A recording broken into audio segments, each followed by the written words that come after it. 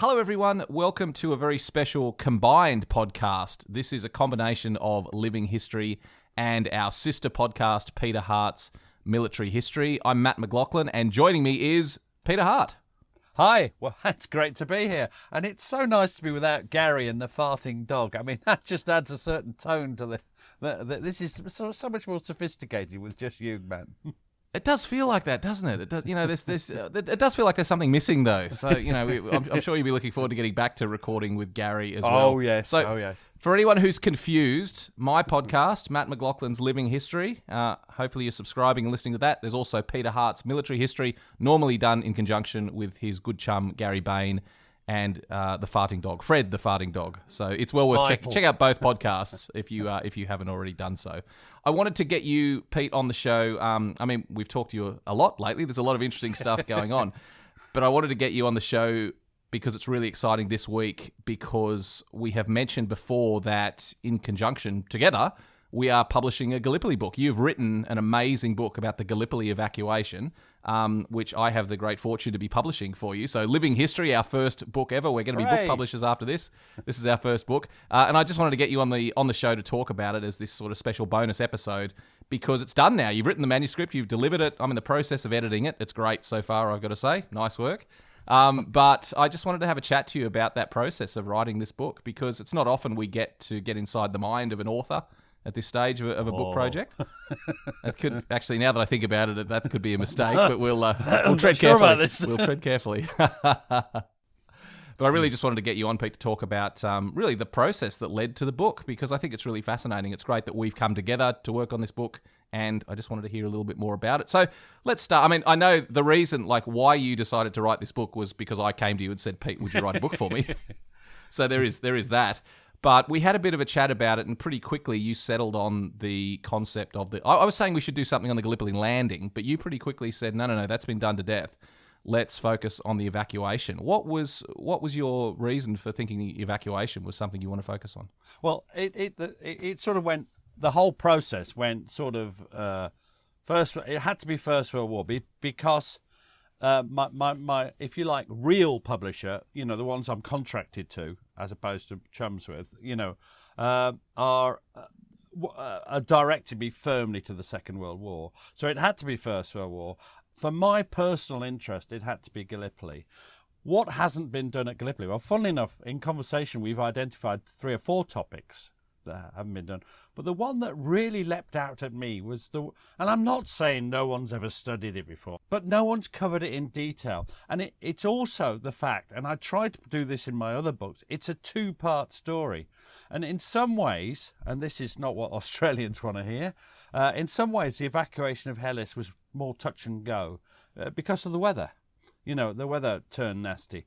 And it's a real drama. All the evacuations are real dramas. You almost find yourself thinking, are they going to get away with this? Or, God, this is a bit tight. And so much could go wrong. And also, I had not previously realised the absolute importance of Brudenell White in developing the overall plan. He was Birdwood's chief of staff with the Anzac Corps, and that's the sort of thing that you think, how many times I knew about this, I knew his name, I knew what he'd done, but I hadn't really hadn't looked at the detail. It's when you dig into things, Matt, that things get exciting. Sometimes detail can be boring, the sort of academic, which unit was where, minor, boring. Ugh. But other detail, how things happen, why they happen, how people feel about what's happening, what people think's going to happen, these are what are interesting to me as a historian, and this book gave me the opportunity to really dig into the evacuation and to sort of get me shovel out and dig down and have a look. And I loved the process. Loved it. I mean, it shows in the manuscript. I can see your enthusiasm for the subject. I love the fact that you write as you speak, Pete, and I can see that enthusiasm coming through on every page. Just tell me something about the evacuation. Gallipoli has been picked to death. I mean, it wasn't even a very long campaign. And over the last century, it has been dissected and carved up, and every part of it has been dug into and explored and rehashed. We've done everything from the landings to Lone Pine and the Neck and the battles of Krithia and the August Offensive. I mean, Gallipoli has been dissected more than probably just about any other campaign, at least of the First World War. But not the evacuation. The evacuation seems to be a story of self-firing rifles invented by some plucky Aussies in the trenches. You know, a tiny little bit about the storm that hit Gallipoli, but only in the context of, that's what finally convinced them that they had to leave. And then we got away under the nose of Johnny Turk without him even noticing, and aren't we great? That is true, obviously. All those elements are true. But why does the evacuation get overlooked when it's such an important part of the whole story? Because it's I think partly it's difficult because it when you write in a book, you have a narrative drive. You know this. In whatever book you write, you've got to make sure that you hold the listener. And the story of the evacuation has a very sharp gear change or gear shift. I don't drive a car. I don't know. But, so you have the drama of the first evacuation builds up to a crescendo of Suvla and Anzac. Particularly Anzac is very tight. And then there's a sort of gear change and it goes back and then you have to tell the same story again. And I think that's put authors off. Because it's technically quite difficult to maintain the reader's interest. I think I've managed that because I've done the shift by looking at the diversionary actions fought at Helles after the evacuation of Suvla and Anzac. So although they're taking place contemporaneously, that's a word I shouldn't have tried to say. Although they're taking, I deal with them afterwards, so I have a sort of link that carries the narrative through. It was great fun to write. There is a technical problem there that you have to, and I think I've overcome it. I don't think you'll find the book suffers from it. I think that's put authors off. But I'll tell you something. I'm going to disagree with you now. When you say, and not a serious disagreement, obviously, or I'll be thrown off the podcast. He's a very strict man, Matt. You say his name wrong and he's off. But you say it's been covered, but has it? It's covered up to the end of August. There are 4 more months of the campaign. There's fighting going on at Helles and around Hill 60 and all the way through. There's things like there's even chunks of the battlefield like the Boot, which is to the north of Kirich Tepe, which I'm going to take you to. An amazing area. It's a whole big bit of the battlefield. That bit of the battlefield is probably bigger than Anzac, and yet. We don't know. I know where the lines were. I've been to the trenches. I've looked at the trenches. No one ever goes there, except with me and with Bill Sellers and a couple of other idiots who are willing to go. So there's these gaps in our knowledge, and one of the gaps in our knowledge is a proper understanding of the evacuation as a whole process. And so there's still things to discuss at Gallipoli. And I'm finding the later phases of the campaign increasingly difficult, which is basically where they're trying to cement their position, looking to make small tactical gains. So the fighting goes on. There's just no big attacks. But people are getting killed. The dysentery carries on until late in the winter. There's plenty to talk about at Gallipoli. And, I may even revisit the period in October and November at a later date. It's a great point, Pete, because when we look at these overall accounts of the Gallipoli campaign, they do seem to come to a bit of a screeching halt after sort of August 21, Battle of Scimitar Hill, Hill 60, the end of the August offensive. And then the rest of it sort of gets summarised as, and then they held their positions for several months and eventually evacuated. So you're right, there is a bit of a black hole in the Gallipoli story about those last 4 months of the campaign. There's 4 months from April to August, but there's 4 months from August to December. Now, my maths isn't good, so you may pick me up on this, but you see my point. And 90% of books on Gallipoli, including mine, are on the first 50%. So there's plenty to discuss, and the evacuation has sort of fallen into this. Not saying that we don't, people haven't done work on it, because I respect the work of academics and people in the field who have been looking at this. Pete, just tell me about the evacuation. Was it this amazing achievement like we often talk about it? We talk about it was miraculous how we managed to pull this together. It was incredibly well organised. We got away under the noses of the Turks without them knowing. Was it as great an achievement as we like to think? Yes. I absolutely think it's an amazing achievement. In November, they had 100. I'm going to go. I've written it down, obviously, or I wouldn't get it right. In November, they had 134,728 men, 393 guns, and 14,587 mules and horses at the combined garrisons of Suvla, Anzac, and Helles. Now, they all had to be got away. You know how? When at Helles, the trenches are a couple of yards apart, up on Gully Spur. At Anzac, they're even closer at a place like Quinns. At Suvla, they're all round you, and you've got 3 or 4 miles to get back. I mean, there's different problems. So at Suvla, you're not so overlooked. You're overlooked, but not so. Not you're not 2 yards away. You're a couple of 100, 300 yards away. But you've got to go back 3 or 4 miles. At Anzac, you're incredibly overlooked. You're only feet away.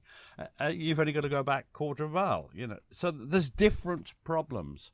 At Helles, there's a combination of both. You've got 3 or 4 miles to go back, and in places you're right close together. I keep telling people, Helles is probably the biggest technical problem. There's no beach. The beaches aren't as good in some ways. So You've got all this going on, and how to do it. And the normal plan would be to launch a huge diversionary attack somewhere, possibly a new landing at Bullaire, something like that, to deflect attention away and then sneak off, probably falling back in stages. And this indeed was the plan that several British generals were going for. But Brudenell-White and Birdwood, you've got to give Birdwood the credit as well. People think Birdwood, it's all Brudenell-White. But, of course, who's responsible? They come up with the idea of the secret evacuation. And they're going to hold the front line right to the end. And they're going to rely on a series of ruse de guerres. Or, and of them, the only one we ever hear about, it's a sodding automatic, the rifle, the self-firing rifle, which was a brilliant innovation. Water dripping down, knocking something over to give the jerk to the trigger, and fabulous, great idea. But they only cover you for 30 minutes. That's the longest they reckon, and there weren't that many of them. And the really important thing is that Brudenell-White introduced straight away, before the end of November, before the bloody politicians had agreed anything, because they delayed, he'd introduced the silent periods. And the silent periods are worthy of a book themselves, I think. Basically, you all go quiet. Shh. And even if you see the Turks, you don't fire at them. And you keep this up for as long as it takes, until eventually the Turks come wandering across and you shoot the buggers. Now, that's not nice for those poor Turks, obviously, and we regret the deaths now, looking back. But at the time, what you're doing, it's like Pavlov's dog. You're training the Turks that if it goes quiet and they do anything, they'll get killed. It's a great sort of psychological method. And it's this that I think allows us to get away with it. Because you think picture yourself now as a young Turk. I often picture you as a young Turk, Matt. Gary says some really strange things. But picture yourself, you're in the front line trench, and you've been through one of these. A couple of your mates have been killed, when they were sent to a patrol to investigate a silent period. And there's a silent period on the night at Anzac, on the night of the 19th, 20th of December. And you think it's all gone quiet over there. Do you, A, tell your sergeant and then officer and see what happens? And what will happen? Well, you'll probably be sent into no man's land. Or do you, B, keep bloody quiet? Which would you do? Of course, you're going to keep quiet. You've seen it night after night. Why would this night be any different? And the thing is, it's human nature. And people say the Turks must have known. Must they? If you read the correspondence, I don't read Turkish. I don't read German either. I am a really bad historian. But if you read if the correspondence in Harvey Broadbent's books, you know, he's been looking at Turkish archives. If you look at von Sanders's book and Kanengeis's book, they're German officers and staff officers, they didn't know.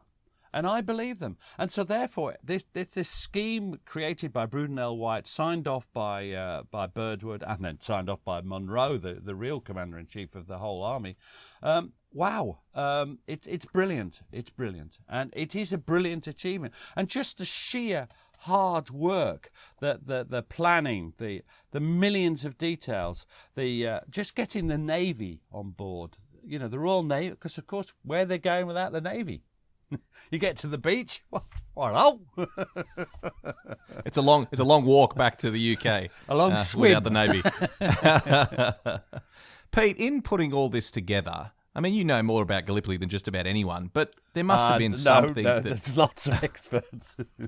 Okay, you know as much as anyone, but there must have been. Was there something new that you discovered that you hadn't realised about the evacuation during this process? I hadn't realised quite how bad the great storm was. You know, I'd written about it and I'd got a couple of quotes, but I hadn't delved down into the accounts, and they're chilling. I think we did a podcast on it before, you and I, and some of the accounts are absolutely chilling. Chilling's the wrong word, but it's just the utter misery, the floods, and then the snow and the freezing, and I had not realised how bad it was. I discovered, I found out how bloody irritating the Navy were, and what a spanner they nearly threw in the works by suddenly deciding that they could take the Straits without the army, or just with a simultaneous land attack, which is never going to happen. And they they provide a sort of escape hatch for the politicians. You know, oh, it's all right. We can have a naval attack and everything alone. We don't have to evacuate. And this really holds things up. Again, I hadn't realised how bad. And the rather acerbic chief of staff of Monroe, Lyndon Bell, referred to it as the swan song of the lunatics. Yeah, I bet he was a nice bloke. I've talked to Gary. We were saying, we keep coming across this, how many bad-tempered generals and chief of staff there are. People can discover that firsthand when they read the book. But yeah. So that was all, and that was, I hadn't realised just what a spanner in the works the Navy put. I mean, the Navy then performed brilliantly. And they are in many ways they are the senior service, because they may occasionally go a bit off piste like that, but they do, when they get their minds refocused, you know, they perform brilliantly, you know. And the same officers, Weems and Keyes, who are promoting this stupid attack on the Straits, are the people in charge of organising, you know, well, their staff organising, getting all the boats in the right place at the right time. Amazing achievement by the Royal Navy. Just finally, like all the work that you do, given your nearly 4 decades as an oral historian, a big component of the way you tell this story is in the words of the men that were there. And this book is no exception. I've really been enjoying hearing the men themselves talk about this period of the Gallipoli campaign. Why is it important that we listen to the words of these men and that we tell these stories through the words of the men that were there? It's crucial. Now, I use oral history, diaries, letters. I use any form of personal experience, and it's crucial. You would not understand what Lyndon Bell was like if you just read, if you don't delve into his correspondence and see what a waspish, bad-tempered bugger he was. That's how you find out. And the reader, you may find it out, but the reader won't find out unless you put the quotes on the page, so that the reader themselves can see what this person is like, because they read what they say. You don't need a historian to filter it, because if you filter it, you remove the thing that he's a waspish, bad-tempered bastard. But that's crucial to understanding who Lyndon Bell was. Monroe, another bad-tempered bugger. If you don't read he's an intellectual general. And if you need that, he came, he saw, he capitulated. No, he came, he analysed, he made a decision, and then he stuck to it because he didn't change his mind without new evidence. And it was the right decision. I mean, I don't think anyone would argue, looking back, that that was the wrong decision to evacuate Gallipoli. They should have done it months earlier. If they could. Absolutely. But then again, these men, so you can understand from personal accounts the way these men are, what they're like, why perhaps they've gone that way, those decisions they made. But then, for me, the really important thing is, how does that impact on the lives of the men under their command? And, if you say it was cold, oh, yeah. Well, how does that get across? But if you read or listen to the accounts of the people caught up in the Great Freeze, if I say it was tense on the last night, well, yeah, I'm a bloody historian 105 years later. What do I know? But if you've got the account of the person who was there, and that, sometimes even their writing, especially if they're writing contemporaneous letters or diaries, they actually betray what they're feeling, or not betray. They show what they're feeling, and that for me, I think people say, oh, it's just copying it out. Well, for a start, they're edited so that they're relevant. I mean, that's removal of material, not changing, so they fit the overall narrative. But most of all, that is your evidence. And people say, well, why can't you tell the story? Well, I'd rather let them tell it in their own words. And that's what this book's all about. Telling the story in the words of the men who were there. That's what's important to me. And I think you share that. Yeah, absolutely. And I've been loving reading the manuscript, and it's just such an insight into what was going on. So I'm fortunate that I get a bit of a sneak peek of what's coming out. But everyone will be able to read the book themselves when it comes out in early September. You can pre-order the book from about June, and I'm reminding people that if you pre-order the book, there's going to be a very special bonus from Peter Hart, which we won't reveal right now, but we will reveal that in the coming weeks. It's a secret. But there will be a special bonus you will get if you pre-order the book before it's released. So we will have full details about that throughout all these channels on websites and social media and everything. So look out for the book, The Gallipoli Evacuation. It's going to be coming out the first week of September. We're so excited. Pete, thank you so much for your contribution. It's a brilliant addition to our knowledge bank of the Gallipoli campaign. And mate, thanks for joining us to talk about it today. Been an absolute pleasure. I mean, what more fun can you have than talking about Gallipoli? That's what I always say. Good on you, mate. Thank you.